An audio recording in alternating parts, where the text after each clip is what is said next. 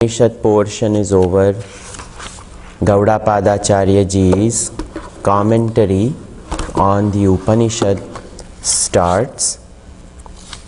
We have seen 14-15 we saw yesterday, and the whole objective of presenting these karikas in the second section is to prove to us beyond any shadow of a doubt that the waking state is illusion.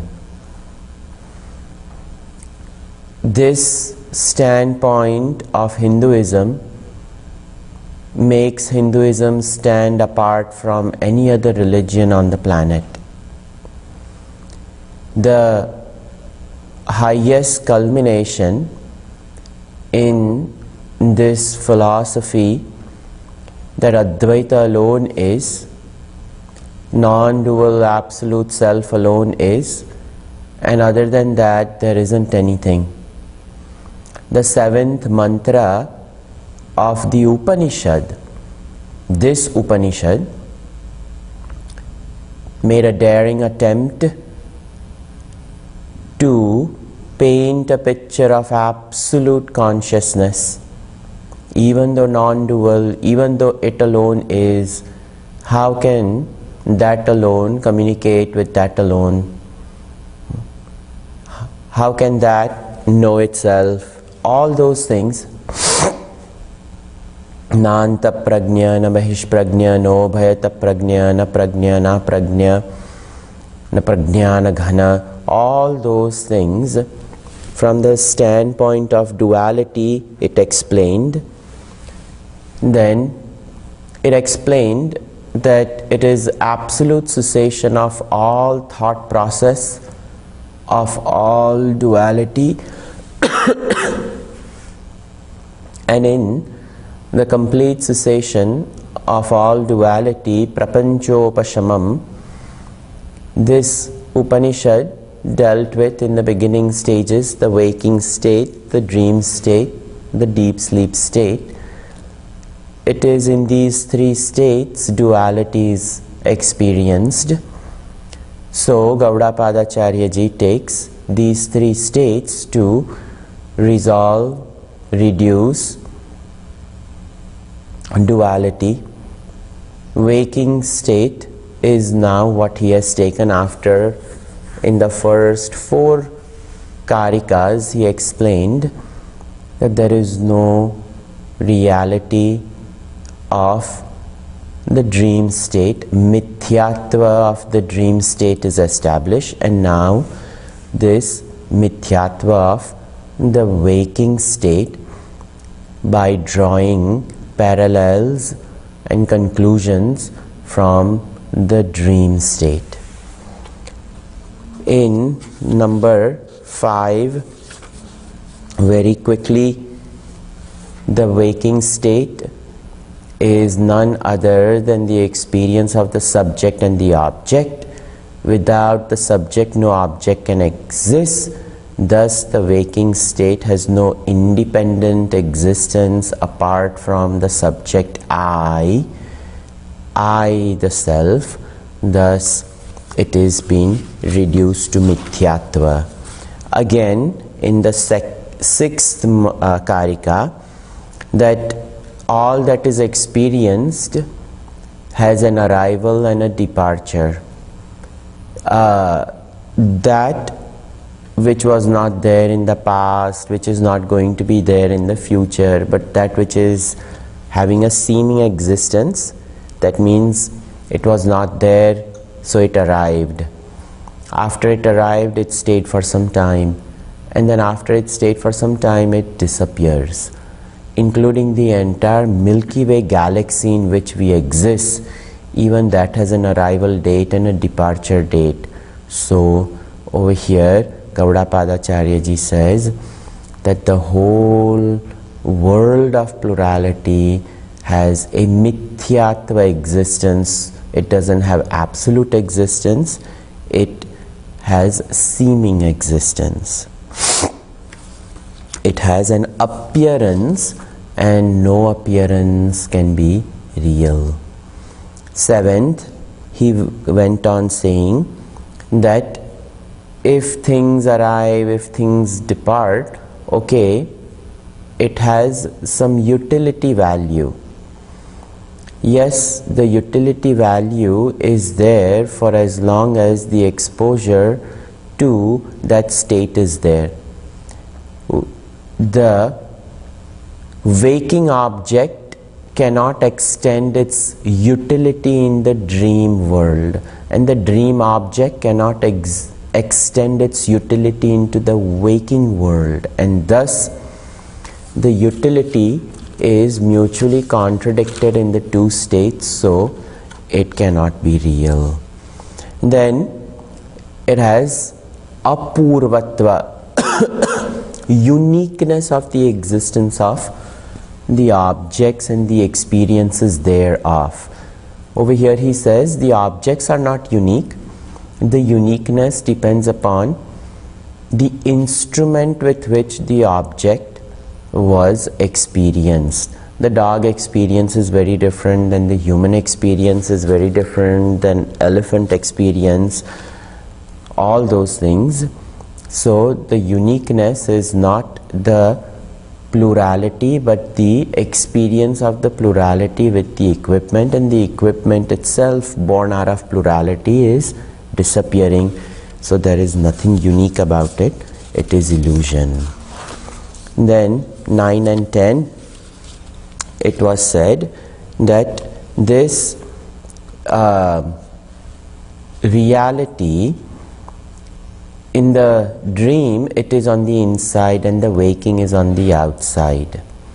So the thing which is on the inside, that is unreal, but how can something on the outside be unreal? Because it is on the outside. So Gaudapadacharya ji says, no, the dream which is experienced on the inside, while the dream experience was there, it was outside the dreamer, and the dreamer dreamt the dream world outside of the dreamer creating the dream world. So even the dream is experienced outside only. So he negated that.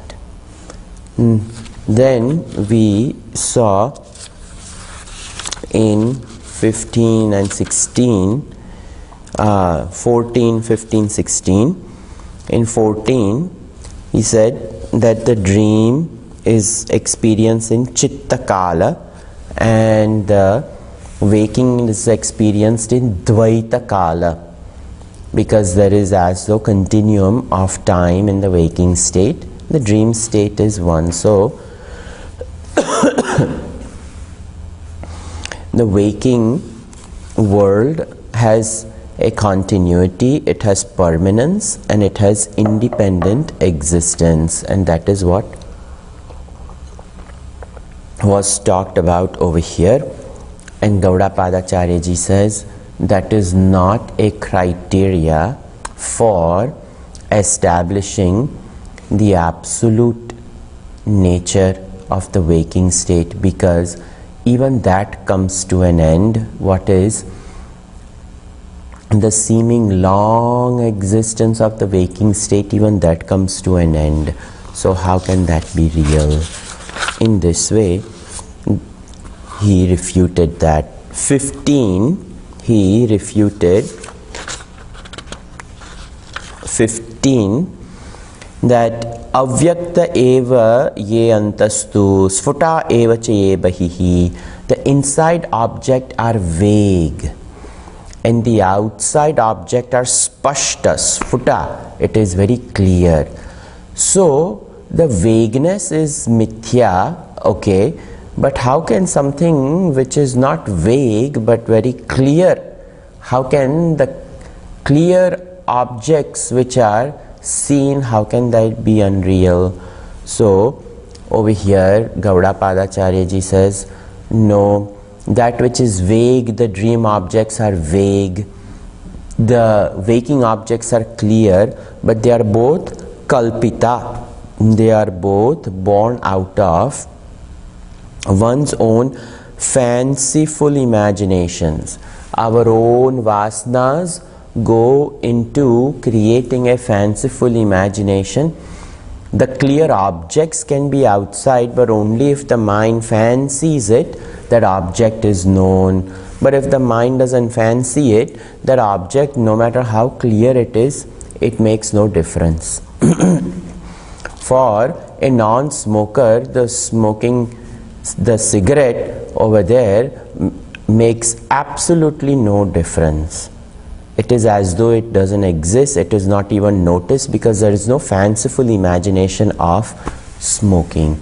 So they are kalpita. They are a fanciful imagination of the mind, the dream objects as well as the waking objects. The dream objects being vague, we don't have a clear experience of it, clear understanding of it. It all depends upon how clear the dream is. Sometimes the dreams are very clear and vivid. Sometimes the dreams are very hazy. So all of these are imagined, waking as well as dream. Now we come to shloka number 11. Shloka number 11. Now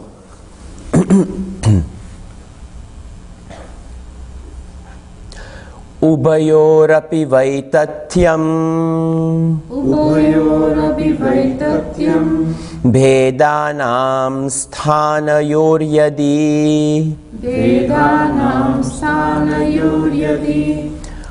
Ka etan buddhyate bhedan Ko vai tesham vikalpakaha.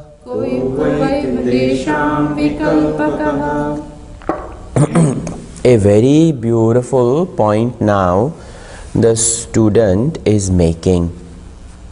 Student is now saying over here, Ubayorapi vaitatyam. Okay, I accept, O teacher, that you have established the waking is illusion, the dream is illusion. Ubayoho api vaitatyam. Ubayo, both. Api vaitatyam, they are both mithya, they are both illusion, they are both unreal. Okay, I accept it. Bhedanam sthanayoho yadihi. The objects cognized, the bhedanam, the different objects, sthanayoho, in the two states, the objects which are comprehended, the objects which are experienced, the objects which are projected, the objects which are supported, and the objects which are experienced in both of these states, the waking and the dream state. Okay, I accept them. It is accepted. Then the student says, Etan bhedan kaha buddhyate. But then, who experiences the difference between the dream's objects and the waking objects? The dream is known to whom and the waking is known to whom? Ko vai tesham vikalpakaha. And who is the creator of these fanciful objects experienced in the waking state and the dream state? So he's saying that who knows the dream state, who knows the waking state, and who projects the dream state, and who projects the waking state.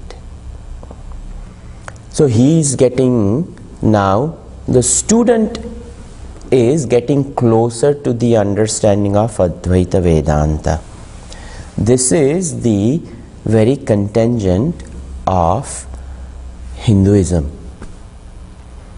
Hinduism, a lot of people around the whole world have reduced Hinduism to a fierce goddess with some 18 hands, and a very weird Shiva who sits on a cold mountain, 4 hands and snakes all around, and an elephant god, all sensational things people have talked about Hinduism. And in the city of Banaras and Kashi, there are people who live in the cremation grounds, and they do all sorts of things with the cremated ashes and this and that. This is what sells in the global level and the understanding of Hinduism. But Hinduism in its true core is very different. And all these things are, yes, included, because we've reduced all these things only to a waking state. And we've reduced everything, fanciful imagination, as projection.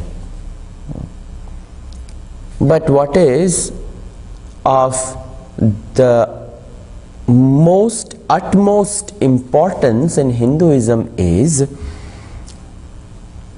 who is experiencing Ganeshatva,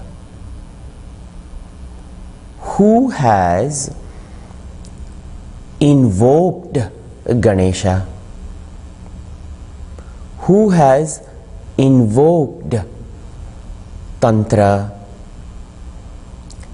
So at a very deep state, at a very deep philosophical understanding, beyond all this, Hinduism tackles the absolute question of this consciousness because of which the experience is possible. The experience of Ganesha is possible to whom? The experience of Devi in a temple is experienced by whom? The experience of Shiva or Krishna is experienced by whom? So that is finally what the student is independently arriving. Kaha etan buddhyate bhedan. Who over here comprehends this? And kovai tesham vikalpakaha, and who has created this? If Ganesha is there, if Ganesha temple is there, and a person comes there, bows down to it, and develops love and faith and great adoration for Bhagavan Ganesha, but at one point in time the question will come to that person that who created Ganesha? Where does Ganesha exist? What is my relationship with Ganesha? So all these questions, in an inquisitive mind, one day it has to arrive. And this is what this student has now arrived at. And when it is said, Kovai tesham vikalpakaha, who created these objects? So when we say that the dreamer dreams,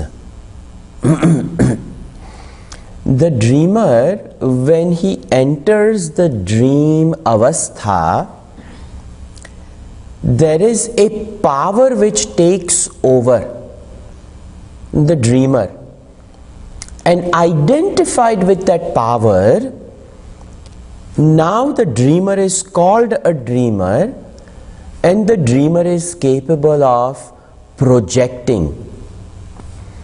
And we call that power of the dreamer Nidra Shakti. some Shakti, some power arrives. And that same individual perceiver, feeler, thinker, waker, when enters the dream, the waker somehow gets modified. And the waker is left behind, but that same entity gets modified into a different entity. And that same person feels, the same person perceives, feels, thinks, everything, but yet is a different person. It's a different identity. So, this perceiver, feeler, thinker of the dream state was modified by something. And for our purpose of learning, we will call it, he identified with the power of the dream called the Nidra Shakti. Dream is what? When sleep takes over. And the power of the sleep modifies the waker into the dreamer. And now the dreamer dreams. And the whole dream world is created. Is created by whom? Over here, ko etan buddhyate, who knows? Okay, so that perceiver, feeler, thinker, modified by the power of the dream, Shakti, he notices, he experiences the dream world. But then who created the dream world? He himself created the dream world. There wasn't anybody else. Saha ko vai tesham vikalpakaha, who created, who imagined the dream? The dreamer.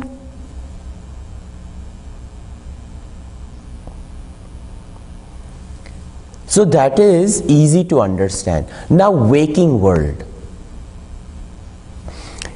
In all Upanishads, it is said that the whole waking reality is created, the world is created by Ishvara. The world is created by Ishvara. This is the only unique Upanishad which doesn't bring Ishvara. This Upanishad says the waking world is created by the waker himself. And this is the uniqueness of Mandukya. In Mundaka and all that we saw, that the whole universe was projected by Brahmaji and all of them were there. Brahmaji created the world, etc., etc. But this Upanishad comes to say that that dreamer, when he wakes up, the waker endowed with the power of Maya, the waker, just like the dreamer was endowed with the power of sleep, known as Nidra Shakti. In the same way, the waker, smitten by the Maya Shakti, projects the waking world. It is the waker who projects the waking world.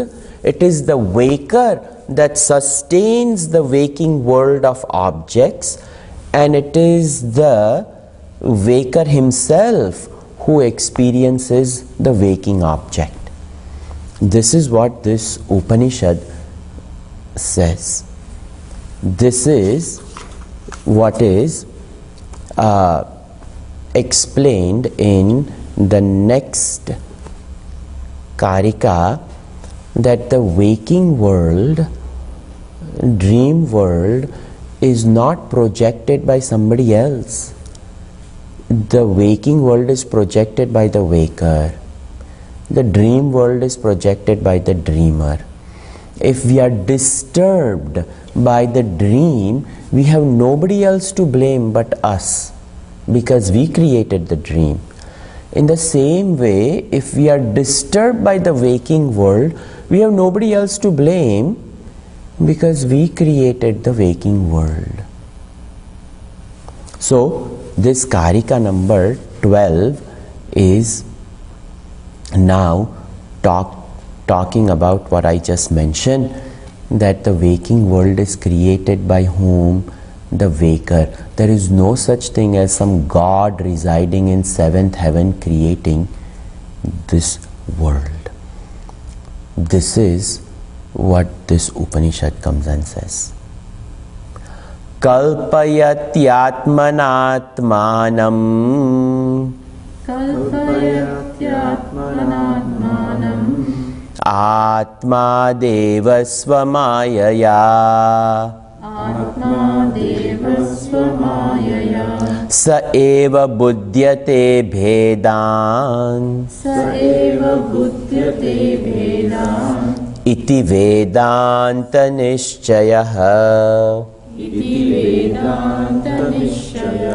Iti vedanta nishchayah. This is a firm conclusion, definite conclusion of Vedanta.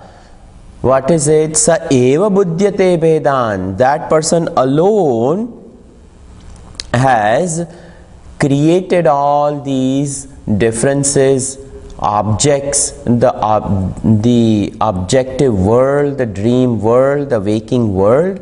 So it says, kalpayati atmana atmanam Atma deva swamayaya. So many atma are there. So we have to understand swamayaya. Swamayaya, by one's own maya, by the power which is inherent in all of us. In other Upanishads it is said Maya of Bhagavan, but over here Swamayaya, my own Maya. Each one of us has our own power. And what is this Maya? With this Maya, the waker kalpayati, he imagines, he projects. He imagines, he projects, he creates. What does he create? Atmana. By one's own self. He doesn't depend upon somebody else to give him instructions to create. The waker, by himself, with his own power, over here, Atmana, one's own self, Atmanam. Atmanam, inside the self. Inside which self? In the conscious being. That Jiva, because of Maya Shakti, and over here the Maya Shakti is ignorance. This ignorance, with its own self, the equipment is the mind, it creates where? In consciousness. And Atmana, Atma, this effulgent self, this absolute self, Deva, as though it shines. Deva, over here Devata, not literally God, but Dyotanat Deva, that which shines. Another meaning of Deva is the effulgent, the shining, the knowing, the one which sports, the one which plays, the one which projects, the one which illumines. These are all the different meanings taken by Deva. So, understanding of Vedanta, that the Jiva identifying with his own ignorance, which is none other than Swamayaya, one's own Maya, with its own self, its own equipment, the mind, inside the realm of consciousness, it projects the world of objects and it experiences by itself. In the capital S, the small s is created to experience the small s world. This is what this Upanishad says. The waking world is in us. We think that we are in the waking world. Very different standpoints. If we think we are in the world, that is a very different standpoint. But when we say that the world is in me, it is a different standpoint. Bhagavan Krishna makes this point in the 9th chapter.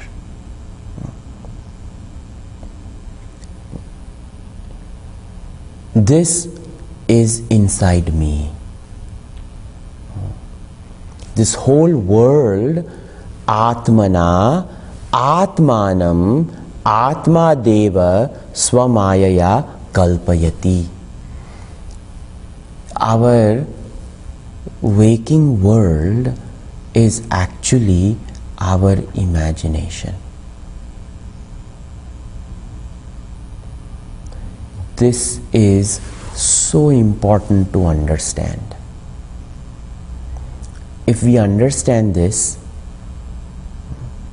then we can deal with this world properly. That is the beauty of Vedanta. Upon embracing this world, I have to go for work. I have to deal with work politics. I have to deal with family members. There are family members who are cantankerous. Fights are there. All those things. And the whole thing is to be understood that this is illusion. And the whole thing is projected by me. And if that understanding is proper, then we will be able to deal with it. Not that I will disregard the whole thing and walk away from it. That, oh, it is illusion, doesn't really matter, let me just get the heck out of here. That is not what Vedanta teaches. But endowed with proper understanding, that even though just like a dream is a projection, and I live the dream, but in the dream I don't have the knowledge that it is a dream. Thus I am persecuted by my nightmare. And that same nightmare continues in the waking state. But in the waking state with this knowledge, if I understand that it is a nightmare, then I can deal with it. If there is work politics, I am able to accept that, it is going to be there. It serves no purpose to fight it. Let me do the best that I can to resolve it. And if I cannot resolve it, let me accept it and live with it. But if I can resolve it, I will do my best to help situation get better, not just for me, but for others as well. Because this knowledge is not available to others. Somebody may kick and scream and make their point belligerently, and we even learn to accept their belligerence. That doesn't mean I have to become belligerent. Let that be. And I do my best to help resolve. This type of understanding empowers the jiva to get a greater control over a fanciful imagination of the world of objects. One is, I realize that I have created it. Second is, upon creating it, this understanding and knowledge should give me additional knowledge that I should not find myself dependent upon it. Okay, if it is created, let it be there. But if I find myself dependent upon the world, that only creates a womb of sorrow. Whether it be a spouse, whether it be a child, whether it be any person living next door, whether it be any object, a car, a house, whether it be any situation of work, if I find myself dependent upon it, it only is creating a womb of sorrow. That is what even Bhagavan Krishna say, na teshu ramate buddhaha. A wise person does not intermingle with this pluralistic world of objects.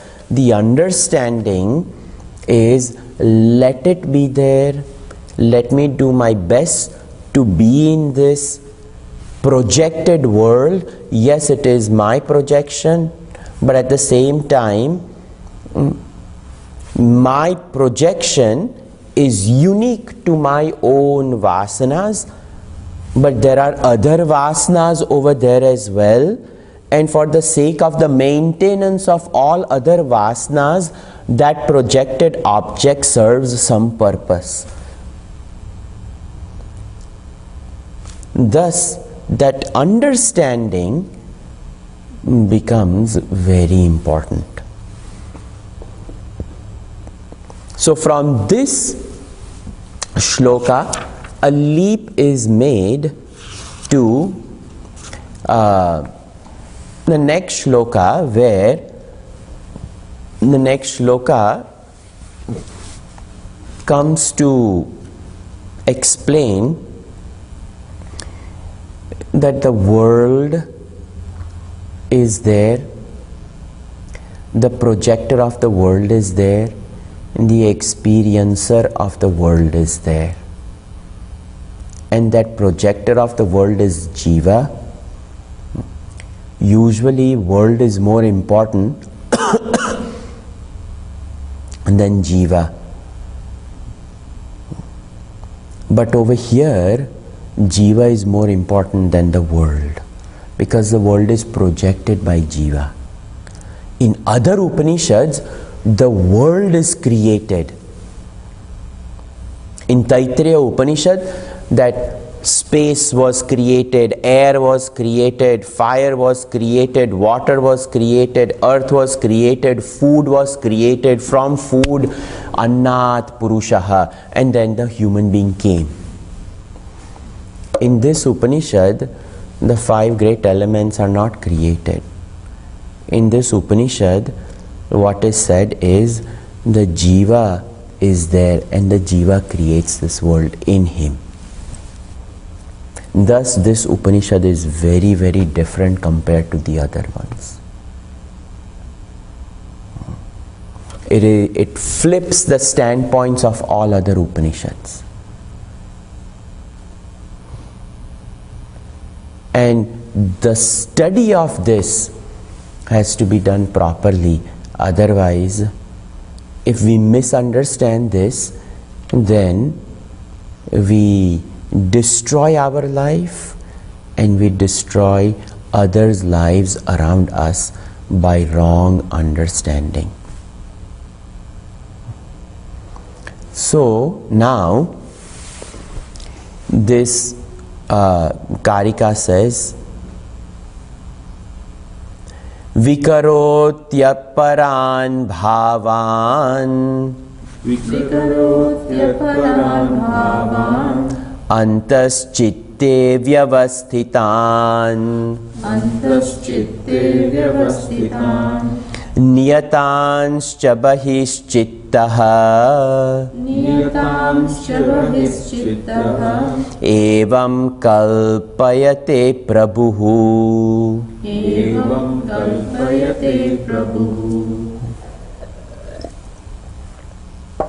In this way, evam kalpayate projects, imagines, prabhu, Lord. Now which Lord was over here? Over here I thought we were talking about Jiva in the last month. So the Jiva is Atma, and that Atma alone is the Lord. That is it. I am that Prabhu. I am that Atma. And if I don't understand I am that Atma, absolute Atma, then my understanding will be I am that Bichara Atma which has become Jiva. So that same effulgent absolute self over here, Kalpayate, he is the one who imagines, projects this world. What does he do? He Vikaroti, he creates, he diversifies, he distinctly projects. Vikaroti aparan. Aparan, the lower. What is the lower? Dream. He projects the lower world, the dream. Bhavan, and the objects of the dream are also antaschitte vyavasthitan. In antaschitta, within the mind, this great self creates the dream world and the dream objects. Vyavasthitan, and their own conditions in which the objects in the dream exist. Niyatanscha bahishchittaha, and that same Prabhu, that same Lord, that same Atma, in the waking state, outside the mind, bahihi, the world of objects are projected by that same Atma. So, last shloka, it was said that it was this embodied soul Jiva projects. That same embodied soul in this shloka now says is Prabhu, is Atma, consciousness. So if at all there is a creation, that creation from this Upanishad standpoint, it is only the Jiva, it is only the Atma. Whether you call it Bhagavan, whether you call it Jiva, this Atma alone projects. The whole dream state, whole waking state is nothing but it is a projection. That same Atma, when it is introverted, when it remains with its own self and it is aware of its own self, it is aware of its own inherent powers, that person is known as a Jnani. That person is known as the knower of the self. But that same Atma, when it doesn't realize its own power, when it forgets its own nature of absolute, that same self becomes a small s and feels that it is persecuted by this world. And that small s becomes extroverted. It doesn't remain with its own nature, but it goes out, embraces this world to complete itself. Because it feels it is not complete. It feels it is not happy. It feels it doesn't have power. It feels it doesn't have strength. To acquire strength, power, position, title, knowledge, this, that, the small s becomes extroverted. And when it becomes extroverted, it gives so much reality to the plurality.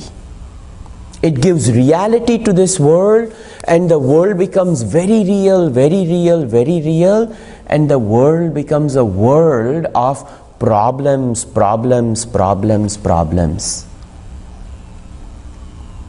But when it goes inwards and it realizes that, oh, it is the self, it realizes it is complete. In the knowledge that it is pure bliss, it loses its extrovertedness. And when it loses its dependence on this world, it even stops projecting fanciful imagination that this world of object is capable of giving me happiness, because it has already realized it is happy. So all of a sudden the pluralistic world bears no weight, and thus the jiva has now gained this new status born out of knowledge that it is complete. And that waker has really awakened to itself, and when it wakes up to its true nature, the waking world has no power. And he reduces the whole waking world to a dream. This is how the waking is negated, a dream obviously is negated, and now he lives in the waking world, but he is never subjected to the waking world, because he is not part of the waking world. Being in the waking world, he is awakened to consciousness, which never ever becomes any object. That consciousness which never ever becomes an experience, because he himself is that consciousness. And this is how the duality is completely rejected, waking is rejected, dream is rejected.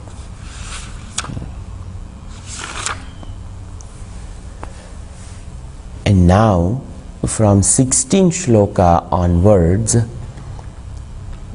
how this jiva has projected this world because of the vasanas. We know that from our study of Vedanta. Now individual world which is projected, we will see that next week. 16 onwards, now karika are very different in this way. Nice progression of the explanation of Vaithatya Prakarana continues. Sarve bhavantu sukhinah, sarve santu niramayah, sarve bhadrani pashyantu, ma kaschit dukha bhag bhavet. Om shanti shanti shanti. Harihi Om. Shri Gurubhyo Namaha. Harihi Om.